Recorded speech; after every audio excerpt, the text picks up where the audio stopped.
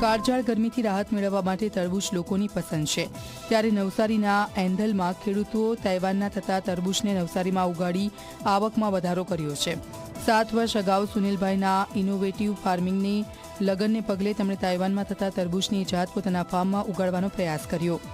2 વર્ષ સુધી અખતરા કર્યા અને તેમાં સફળતા મળતા આજે 5 વર્ષોથી ખેડૂત સુનિલભાઈ તાઇવાનમાં થતા તરબૂચની 5 અલગ અલગ જાત પોતાના ખેતરમાં ઉગાડી રહ્યા છે, જેમાં તરબૂચ ઉપરથી પીળા અને અંદરથી લાલ, ઉપરથી લીલા પણ અંદરથી પીળા, સાથે જ પાઇનેપલ અને ઓરેન્જ ફ્લેવરના ટેસ્ટ સાથેના તરબૂચ સુનિલભાઈની ઓળખ બની ગયા છે।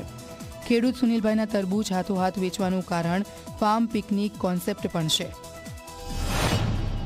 તરબૂચનું અમને પ્રોડક્શન બી વધારે મળ્યું, ઓર્ગેનિક તરફ વળ્યા, એમાં અમને તાઇવાનના સીડ્સ મળ્યા, એ લોકો અમને ખૂબ સપોર્ટ કર્યો। 2 વર્ષ અમને તકલીફ પડી, પછી ઓર્ગેનિકમાં ગયા।